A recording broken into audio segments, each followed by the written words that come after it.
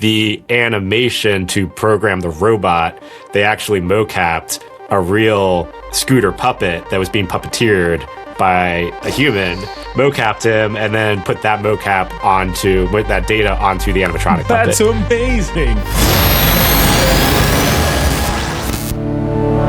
All right, welcome back to Denoised. Addy, good to see you. Hey, Joey, what's up, man? How's it going? It's been busy, I think, for both of us. It's been a couple of weeks. Yeah, we've been busy. It's been busy, luckily. And also, everyone I keep talking to has been pretty busy, so I am glad to hear that. All right, let's see. Let's talk about Google. I'll be at Google I.O. for the first time next week, so I'm going to check that out. Awesome. I'm excited to check that out. If anyone's going to be there, let me know. Hit me up. We can meet up. But this is sort of their developer conference where they announce a lot of stuff. So at the minimum, I'm expecting Veo 4 and Nano Banana Pro 2. That feels like baseline. That's the minimum expectation? That feels like, I mean, there hasn't been a big Veo update in a while. We've got Dance 2, we've got Kling 3. Obviously, they've been working on something. I saw some teases online of potential stuff. I didn't share because I saw one clip and I don't really know the validity of it. And I haven't seen anything else. Can I share some rumors? Sure, go for it. Google rumors. So I heard that it is very close to, Veo is very close to having a high dynamic range or some crazy resolution upgrade to the video model. Okay, that is welcome. So what, some potential 4K 16-bit, maybe not 16-bit, but... Maybe not, I would say maybe 10-bit 4K is closer territory. Yeah, so hopefully you get to see that live. Hopefully, looking forward to whatever new stuff in the creative pipeline, but then also whatever else they got cooking up. Like this video just went around from Google DeepMind. We are reimagining a 50-year-old interface, the mouse pointer, with AI. So this demo is mouse pointer's fine. This still makes me think of just the rethinking all of our interfaces and websites and all that stuff for whatever this agentic future is. This was not fully like an agentic thing. This was more like using your mouse pointer and voice as a 2-pair combo to be like pointing at something and then being like, hey, do this thing. And basically Gemini sort of understanding the entire context of what's happening on your computer and then taking action. Wow, that's cool. So it's like just kind of pointed in the general direction and then Gemini has enough context to do the action for you. One of the demos was pointing at a to-do list and then saying like add emojis to that. That's not the most useful example. But the other one was like pointing at an address and then being like, hey, show me the direction. So like how I would get here. And then it like loads up maps and your location and then direction to there. These are very simple things, but the idea is like it is understanding what's happening on the computer and taking action. My mind is going to things that I've hit roadblocks with trying to do with Claude Code, like build out a Fusion node in DaVinci Resolve. The Claude can kind of control DaVinci Resolve, but it can't build out like complicated nodes and stuff like that. Or it also just doesn't know what it's doing. It'll like control apps. It's flying blind. Yeah, it'll be like, I think I did it, but like I can't verify, I can't see, I don't know. So you have to check. So if this is a step towards that direction too, where you can kind of have better visual understanding of or the AI can have better understanding of what's happening on the computer to help you do things interesting. Yeah, I think the important here is the interactive feedback type. So the AI system can see and kind of understand and read what you're trying to do, which is important to have a two-way communication between the AI system and the computer itself. Yeah, and interesting that it's because we've heard a lot about just text control and speech to text or just voice control, and this is not totally throwing out the mouse pointer. It's just like, what if you use pointing and voice in conjunction? Yeah, I would love for this to be in Blender or some crazy software where you don't have to really know it. You kind of just point the mouse, and just kind of say. Yes, we've seen, I think in our last episode we talked about Claude just taking over everything and integrating with everything. But yeah, there is a limit to how far you can get just through text prompting Claude and telling it what you want. You need that back and forth dynamic, and this feels like it gets a little bit closer to that back and forth dynamic. Totally. Okay. All right. I take it back. I was like, hey, why mess with the mouse? Okay. No. I guess. Other thing from DeepMind, it's still in a research preview. It is called Fabula, and it is a story writing AI assistant that they worked with in development with a bunch of playwrights and screenwriters and based it off of story structure books. And the idea is for it to be a sidekick as you write, build out your scaffolding for your story structure, and sort of this, again, not the AI doing the stuff for you, but the AI assisting you. Yeah, it's like an assistive agentic story writer that helps you build a hierarchy of the story, but not necessarily come up with ideas and things like that. Yeah, or helping you refine beats or story beats, or building out character structure, and then that scaffolding. So as you do flesh out the story, you have this baseline that you're working with. Okay. Two things. I love this. I love that they're thinking about this. Of course, this is a precursor to, let's say, a video model, right? Like this could potentially be an end-to-end pipeline that's fully assisted. Story, agentic, storyboard, video, shots, cutting, VFX, blah, blah, blah, blah. Now, two things. One, I'm going to cite Ben Affleck. He was right about this. I think he was on the Joe Rogan show or something where he was like, look, all these agentic story building things are just going to deduce down to the most average and the most overused story formats. So how do you create a story that is asymmetrical, that is completely unconventional? Like how you create Memento, that's backwards. Yeah. Right. So like that's where the art lies, is the outlier stuff. And so, yeah, I think this stuff is probably not going to be very useful for somebody who's trying to really break the mold. But if you're generating 100 videos a week, you're a YouTube content creator. you're doing verticals. Verticals are like, hell yeah, let's go. Yeah. Let's go.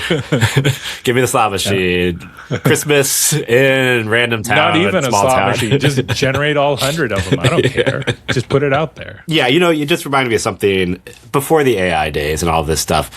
There have been tons of Can't even remember those days.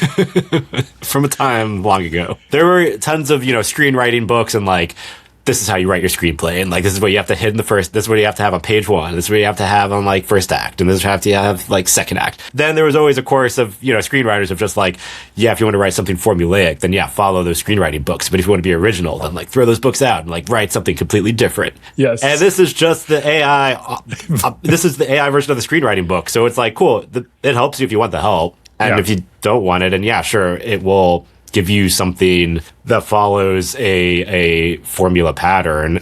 You could argue, like, that was Here with a Thousand Faces, where, like, as humans, we have the same story archetypes that we've been doing for thousands of years. Regardless, if you want to do something completely different and throw it out the window, like a Pulp Fiction or Memento, exactly. That's where humans. That's where Okay, I have human creativity an comes idea in. On how to be super creative for really, really cheap and very easily. Okay. I call it the Jim Cramer Fabula. Do you get it? So you have Fabula make the story and just reverse everything. Like and the now you have something amazing. I think you could do that today too. If you just go to ChatGPT and you're like, give me 10 ideas, and it gives it to you, you're like, thank you, garbage. Garbage, yeah. Like the opposite of that's those the 10 do not ideas write is list. my idea. That's it. That's how you become famous. All right. Jim Cramer. The Jim Cramer School of Screenwriting. Okay, good. I like that. Okay, this one I've been texting out to people, and everyone's going crazy over it. Yeah, dude. I nearly blew my mind over there. So we have talked about World Labs. We've talked about generative text to 3D. Nielsen, who I believe works at World Labs, yes, built an open source tool that is basically open sourcing a 3D gen toolkit for Claude Code. You give it an input image, and then it is basically pulling World Labs text to 3D models, which we'll get into in a second, and using Claude Code to build out the full 3D space, but with your 3D models, with the world, with lighting, physics, audio. So crazy. This is like World Labs on steroids. This is somebody at World Labs who used Claude Code to its full potential. I open sourced it. Thank you. You can download the Git. I have not messed with this yet, but this is high on my list because this could potentially solve a lot of things I wanted to try to do. This is exactly where AI should be heading. The skills harness against an input image and generate meshes with a combination of image generation and 3D generation. Sure. I'm assuming you could also, I think it's calling up different file APIs, so I'm assuming you could also plug and play your favorite text to 3D mesh model of choice that might not be locked into anything. World Apps is kind of the only thing that will do like a full 360 environment but like build. For them to decompose a world into individual 3D models, that's pretty freaking hard.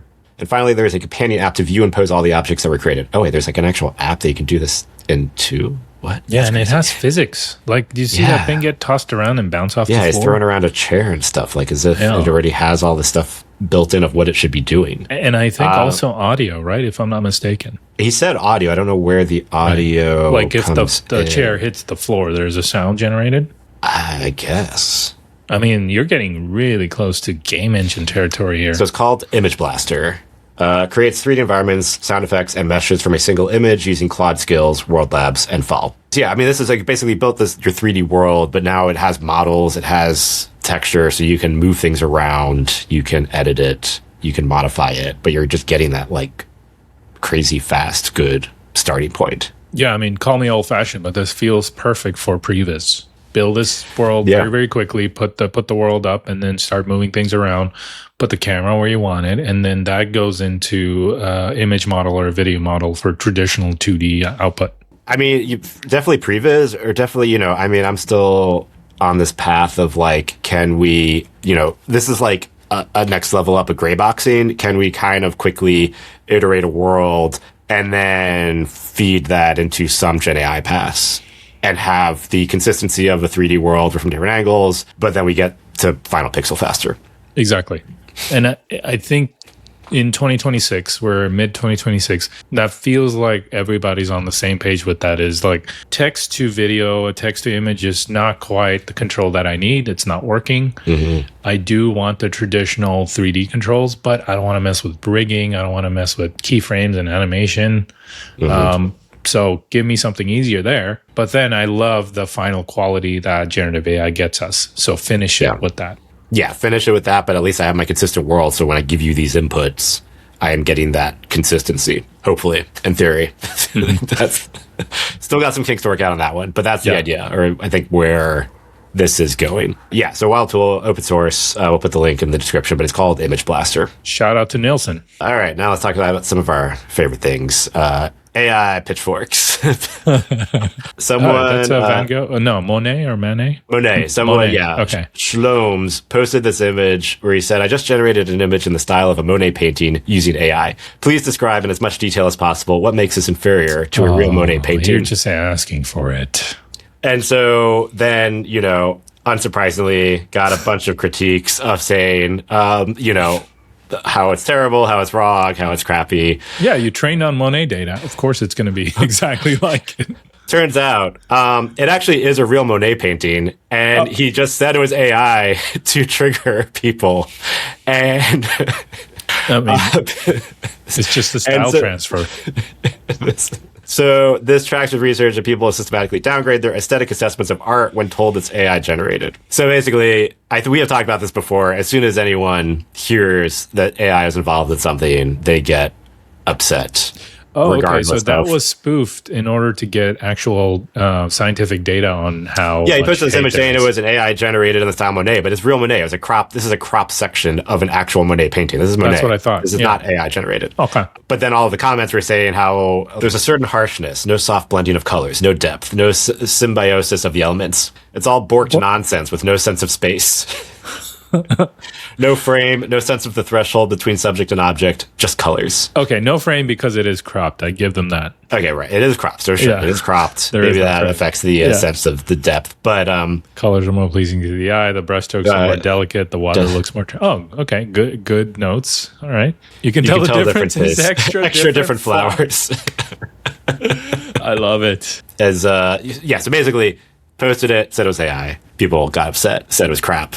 Turns out it really is real Monet, and when people hear things are AI, regardless of the quality of the output, people get pissed about that. Wow, that's such an interesting study, man. I'm really glad you brought this up. I mean, that kind of applies to our industry in a lot of ways. I mean, I know people on both sides of this fence. I mean, you know, this is from like when we first kicked off the podcast when the brutalist crap was happening. Exactly. You know, and it was like for the clean up a little bit of the dialogue. Used AI. Oh, whatever. That upset people, and then.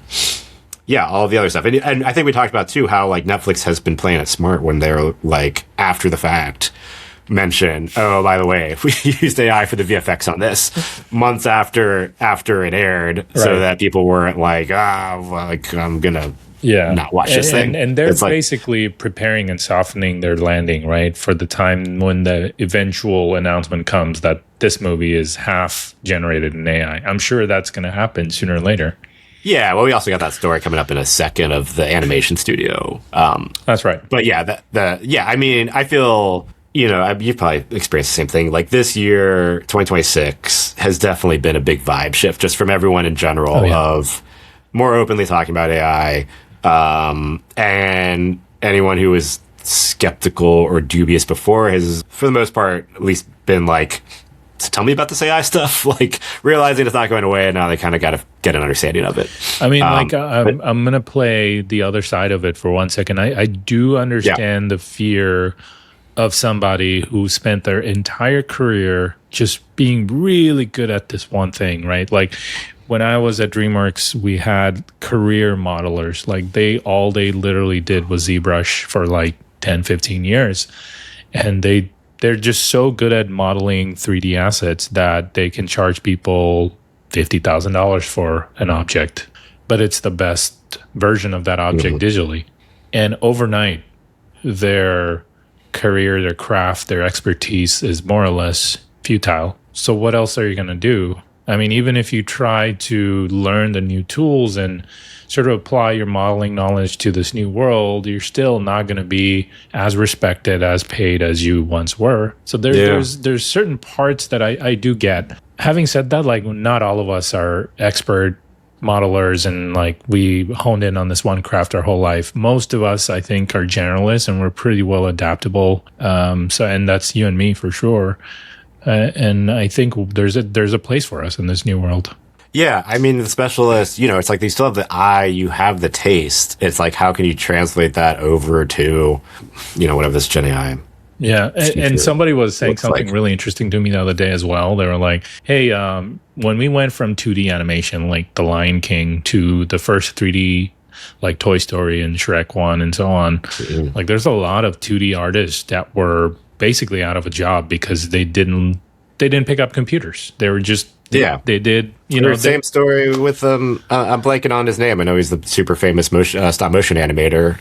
You know, with Jurassic Park when he did a stop motion test of a T-Rex run or a Velociraptor run, and then they did a CG test, and then he saw that and he's like, I'm out of a job. He's like, I'm extinct now. So you know, he was world renowned stop motion animator, but the world kind of shifted. So it's the same. Yeah, there's just this same shift every 10, 20 years of people that just kind of get left behind, and then some people that get elevated at the same time, and so on and so forth. But this churn that this time around, I think, is the most amplified and the most it's amplified. Impactful. It's also compounded in an easy punch bag. We talked about this before of just like other economic issues.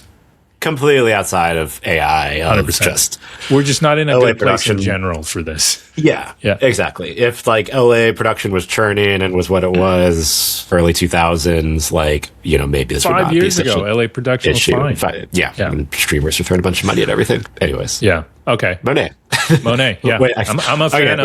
We got another. I'm a fan of the real Monet. Not the we got another good AI punching bag story. Yeah. Okay, so this post came out from Sony Xperia, which honestly, the phone. Oh, is that their phone brand? Yeah. Okay, their phone brand. Yeah. Those are some nice cameras on those phones, dude. Have you ever used one?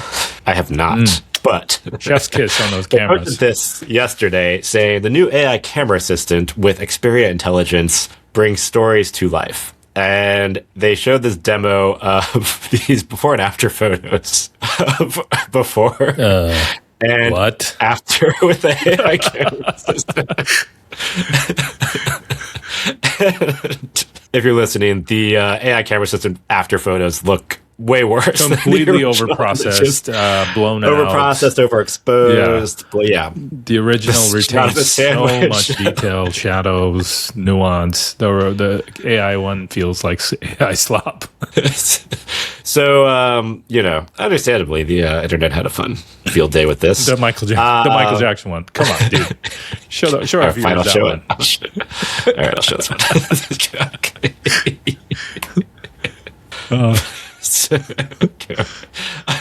So they posted a follow-up post about this today. Oh, okay. They apologized? Following the post about AI camera system, we'd like to explain the feature in more detail. It doesn't edit photos after shooting. It suggests 4 settings in different creative directions based on the scene and subject.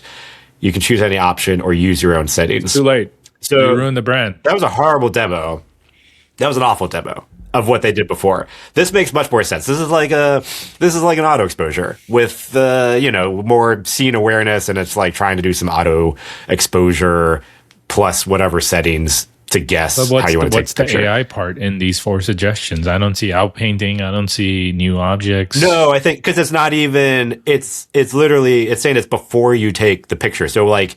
Auto exposure would like look at your light meter and then adjust your like shutter and aperture based on your settings. This is taking that to the next level where maybe it's adjusting your color settings. Maybe it's doing something else before you hit take photo. Right, I guess so. It's that makes more sense. That was a horrible post. That was a horrible first post. That was a terrible post. This makes more sense. Like you use it, you don't use it. It's like auto exposure on steroids. I understand that more. Right. Terrible launch. I would love a feature like this on like a professional camera, like a Red or a Sony Venice or something, because like they're gonna take you back and beat you up over that comment. Unless you're Greg Fraser, you're not exposing the camera right, and you're not putting the light in the right place. So to just get suggestions on some of these things before you hit that record button and record away 1 terabyte. This is highly useful. I think what you're talking about is not just a auto thing on the Red, but a unified system. Your aperture lights and your camera and the vision you see is all connected, and it's a look choice. So you have 4 different looks you can pick from, and each look will affect the LUT, the ISO, and everything. And you can kind of play around and just experiment more with principal photography. You heard it here first. Addy wants an automatic Red camera. Yes. Give me those autos. No, I want a Sony Venice 2. Well, I don't know. Maybe you could. If we get a Sony Venice 2, then we'll talk great things about the Xperia I want an RA with autofocus. What's that new camera? What's the Nikon that has the Z sensor? Because that might have auto stuff in it. The one that went to space? The one that they just launched. The first new product that came out of the Nikon Red acquisition. Z9, I think. It was like that. Wasn't it like that 2K camera, that $2,000 camera? It was like the little guy. Yeah, it's got to be like a Z90 or 900, something like that. Yeah, this one feels like that would be your Red with some type of smarts AI assistance. Yeah. Smart Red. Does Sony have an AI department? I'm sure they do. Like for what realm? They have Zen, which we covered at NAB, which is like their spatial capture ecosystem. They did release a broadcast camera. I didn't talk about this, but they released a broadcast ENG style camera that had a content authenticity credential built in. So like as you're recording with the camera, I don't know whose system they're using or if it's their own system, but it's like embedding data that like says this was, legit. Like this is a real person. This is real authentic video. I don't know what other software you need to verify and read that, but it was like the first camera that had that built in. We've talked about this before of like the different content credential systems that would be embedded in cameras to verify that footage was actually shot and not manipulated with. And the same thing goes for generations. If it's an artificial generation, then the watermark should say that on the CAP, right? It should. I mean, yeah, and Adobe has that a lot and stuff. I think the onus is going to be more on verifying authentic material versus tracking generative material, because that's way easier to news and like world events for news and verification and authenticity of like, did someone actually film something happen? Was this an actual thing? I think the verification is going to need to be on the verifying real material rather than verifying AI stuff, because you could strip that pretty easily. Sure, I can see that. And specifically on broadcast cameras, because that's what goes out into the field. That's exactly. That's why it was in an ENG style camera, not like not like a cinema camera. Yeah. Our job is to make stuff up versus broadcast is to capture the truth. Yeah. Exactly. Right. All right. What else we got? Okay. So coming back to that Netflix story. So Netflix launched a AI animation studio called Ink. Yeah, I heard about this while we were not shooting episodes, Joey. We could have talked about it earlier. But yeah, this is big news because this is not like a team or a department. This feels like an entirely new studio that they're spinning up. It's interesting too, because it's like also like where's the line of like what Netflix is producing in-house versus where they're getting outside vendors. And this feels like a completely in-house vertical thing. Yeah, sure. I mean, to start producing content. The scale at which Netflix operates, I think it's impossible to make everything in-house, right? So they'll handpick like the top 5% or 2% of the shows that they're going to make in-house, and then the rest they absolutely have to go to vendors for. So my guess is this new studio is probably not going to be attached to anything substantial, like anything that's going to air on Netflix anytime soon, but they are going to start to spin up the production methodologies and sort of get the quality bar up and figure out how to actually make something with AI before that goes out into the streaming service. Yeah. A little bit more in the article. They haven't posted anything publicly about it. Most of this info is sourced from job listings. And so Incubator's long-term technology strategy will focus on, quote, Gen AI-enabled workflows, artist tooling, and scalable, secure multi-show environments, according to one listing. Another listing says that they're about creating animated shorts and specials using experimental Gen AI native production pipelines. So yeah, starting short stuff for now, or experimental stuff to validate the workflows, and then moving to bigger things. Yeah, I mean, if you look at the budget for Blue Eye Samurai, I think, which was like $100+ million, you can now make a lot of those shots in Gen AI. How much savings would that be? Like, I think these are the questions that they're asking internally. Blue Eyed Samurai is so good. One of the best animated movies ever made. Yeah. Syria. It was a miniseries. Well, it was a season. Yeah, right. Yeah. And then, but yeah, it has taken years for season 2 to come out. Well, like the difficulty with Blue Eye Samurai is it's highly adult content, but it's animated. And so, like, the audience is really small. But no, I think, it's not a cheap show. And it just also takes a long time to make with current tools. But, like, that's an example of complete in-house Netflix production.